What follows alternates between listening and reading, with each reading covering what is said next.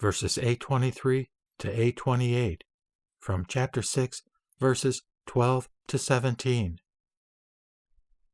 Ignorance is the cause, and there is the general rising of minds. When form is not yet born, where is the abode of the middle existence? If another mind is set in motion in an uninterrupted succession of deaths, where does it find its dependence, as form is not established in time? If mind is set in motion, somewhere, somehow, the cause is an unreal one. It is not complete. How can one know of its momentary disappearance? The attainment of the yogins, gold, and Buddha relics, and the heavenly palace of Abhasvara are indestructible by any worldly agencies. Ever abiding are the truths attained by the Buddhas and their perfect knowledge. The nature of Buddhahood as realized by them, how can there be momentariness in them? The city of the Gandharvas, Maya-like forms, how can they be otherwise than momentary? Realities are characterized with unreality, and how can they be causal agencies? Verse 829. That the mind is set in motion by ignorance which has been accumulated by thought since beginningless past, that it is bound to birth and destruction, this is the imagination of the theorizers. Verse 830. The Samkhya philosophy is twofold. There is transformation owing to primary matter. In primary matter there is action, and action is self-originating. 831. Primary matter is with all existing beings, and qualities are regarded as differentiated.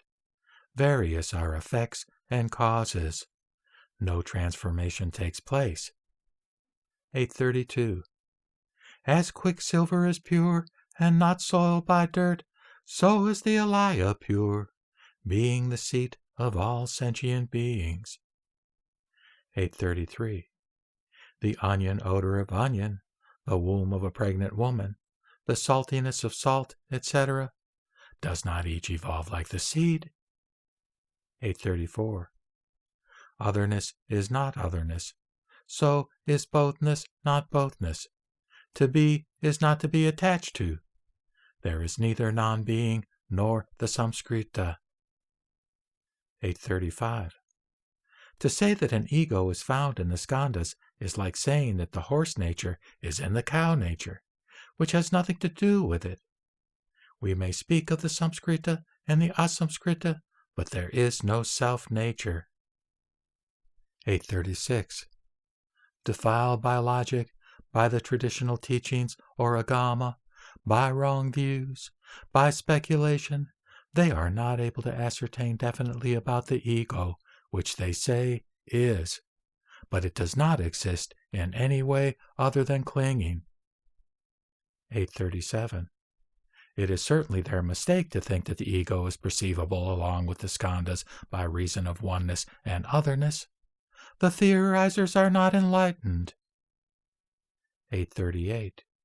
As an image is seen in a mirror, in water, or an eye, so is the soul in the skandhas devoid of oneness and otherness. 839. Let it be known that those who reflect and practice meditation can be released from the evil theories by training themselves in the three things: the path, the truth, and the insight. 840. As a flash of lightning is seen and unseen as the sun passes through a slit of a door, so is the transformation of all things. It is not as it is imagined by the ignorant. 841. Being confused in mind, the ignorant view nirvana as the disappearance of the existent. But since the wise see into reality as it abides in itself, they have a truer insight. 842. Transformation, which is the actual state of existence, is to be ascertained as removed from birth and destruction, devoid of existence and non-existence, released from qualified and qualifying. 843. Transformation is to be ascertained as having nothing to do with the philosophical doctrines, with names and forms, and giving an abode to views of an inner ego. 844. With the pleasant touches of the gods and the harassing of the hells, if it were not for the middle existence, no Vijnanas would ever evolve. 845. It should be known that the womb-born, the egg-born, the moisture-born, and other various bodies of sentient beings are born of the middle existence and descend into the 6 paths of existence. 846. To say that the passions are quieted and destroyed apart from right reasoning and scriptural teaching is the view and discourse of the philosophers, which is not to be practiced by the intelligent. 847.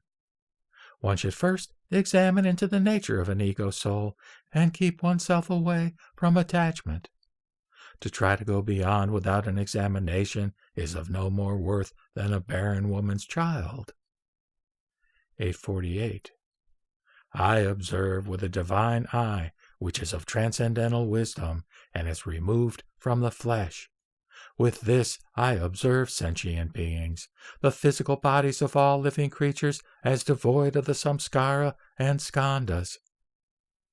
849. It is seen that beings are distinguished as ugly-colored and beautiful-colored, as emancipated and unemancipated, as heavenly and free from the samskara, and as abiding with the samskara. 850. I have the body that goes about in the 6 paths of existence. This does not belong to the realm of the theorizers. It goes beyond the human world and is not the possession of the theorizers.